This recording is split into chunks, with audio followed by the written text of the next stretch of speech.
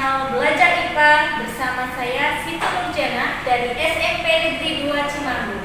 Salam PPK, cerdas, berkarakter, menyenangkan, luar biasa, hebat. Mari kita saksikan video pembelajaran berikut ini. Struktur dan fungsi organ tumbuhan oleh Siti Nurjana, SSI SPD Bio dari SMP Negeri 2 Cimanggu. Kurikulum 2013 kelas 8 semester 1 MGMP IPA Kabupaten Cilacap.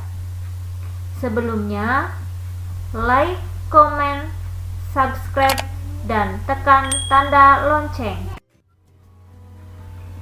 Sahabat belajar, kita wajib bersyukur kepada Tuhan Yang Maha Esa karena telah menciptakan berbagai jenis tumbuhan yang sangat indah.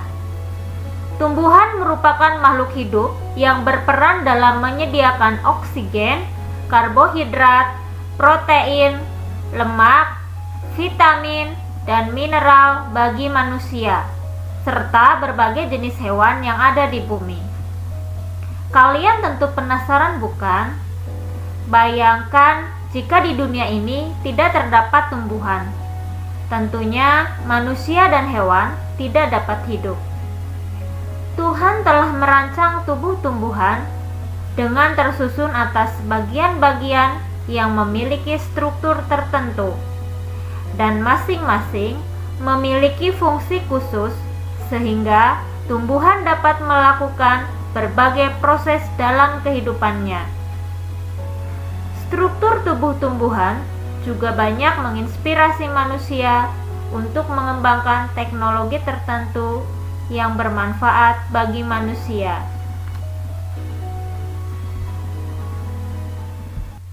Tujuan pembelajaran kali ini adalah mengidentifikasi organ yang ada pada tumbuhan, menyebutkan nama organ pada tumbuhan, menjelaskan fungsi dari masing-masing organ pada tumbuhan.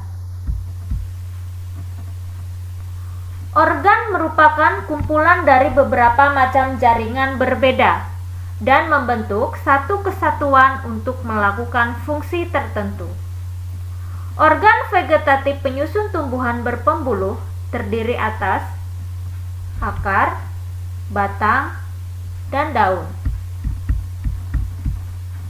Organ generatif merupakan organ tumbuhan yang berfungsi dalam proses perkembangbiakan secara generatif atau seksual yang terdiri atas bunga, buah, dan biji. Akar merupakan organ tumbuhan yang umumnya berada di bawah permukaan tanah, tidak memiliki buku-buku, tumbuh ke pusat bumi, warna tidak hijau, yaitu keputih-putihan atau kekuning-kuningan, dan memiliki bentuk meruncing. Akar berfungsi untuk penopang tumbuh tegaknya tanaman, menyerap air dan unsur hara dari tanah. Sistem perakaran pada tumbuhan ada dua jenis, yaitu akar tunggang dan akar serabut. Tumbuhan monokotil seperti padi, jagung, dan rumput memiliki sistem perakaran serabut. Sebaliknya, tumbuhan dikotil seperti kacang tanah dan mangga memiliki sistem perakaran tunggang.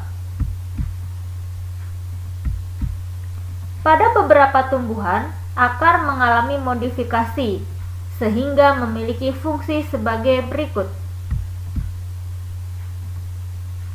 Fungsi akar sebagai cadangan makanan, sebagai alat pernafasan. Akar juga dapat melakukan fotosintesis, contohnya pada anggrek. Akar juga dapat melakukan gerak tanaman, yaitu menuju pusat bumi untuk mencari air. Akar juga mempunyai fungsi reproduksi, yaitu sebagai alat perkembangbiakan vegetatif seperti pada rizoma.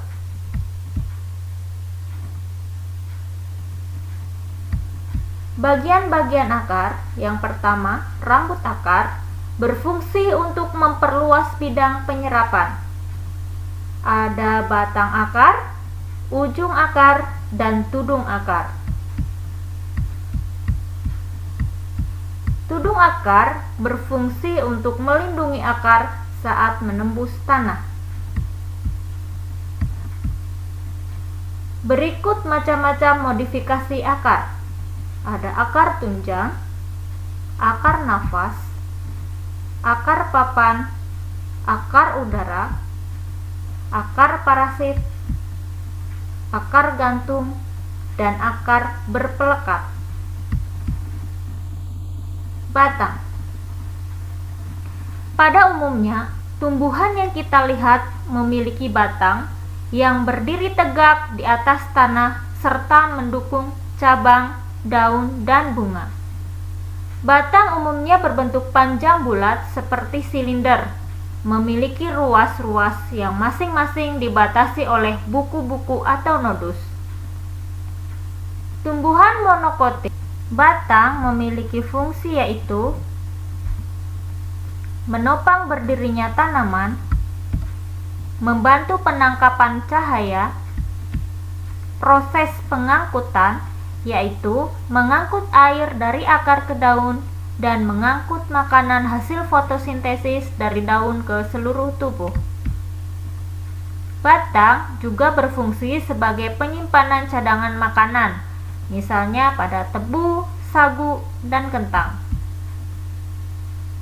Batang juga berfungsi untuk perkembangbiakan vegetatif.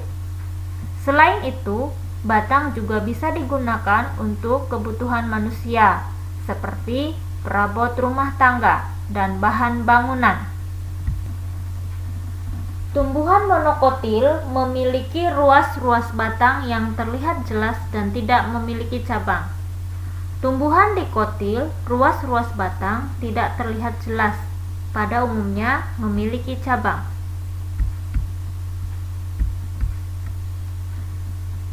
Berikut contoh modifikasi batang.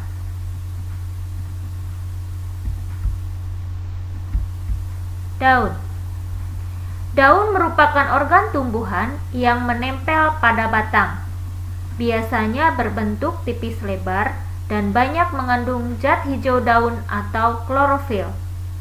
Daun memiliki beberapa fungsi, yaitu fotosintesis, respirasi atau pernafasan, transpirasi atau penguapan air, dan perkembangbiakan vegetatif. Proses fotosintesis membutuhkan cahaya matahari ditangkap oleh zat hijau daun yang disebut klorofil.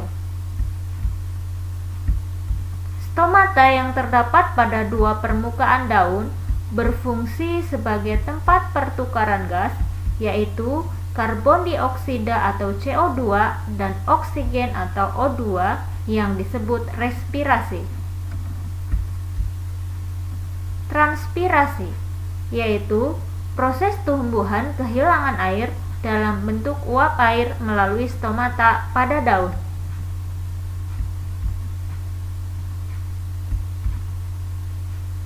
Peruratan daun merupakan ciri utama untuk mengetahui suatu tumbuhan termasuk monokotil atau dikotil.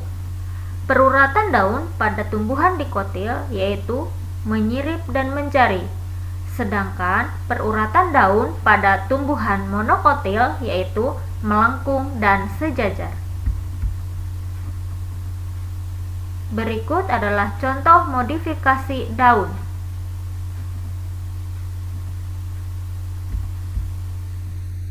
Bunga. Bunga merupakan alat reproduksi generatif pada tumbuhan. Bunga biasanya memiliki warna yang menarik dan berfungsi untuk menarik serangga atau hewan lain yang dapat membantu proses penyerbukan. Secara umum, bunga berfungsi sebagai alat perhiasan dan alat perkembangbiakan generatif atau alat reproduksi. Bagian-bagian bunga. yaitu tangkai bunga, kelopak bunga, dasar bunga, bakal biji, mahkota bunga, tangkai putik, kepala sari, dan benang sari.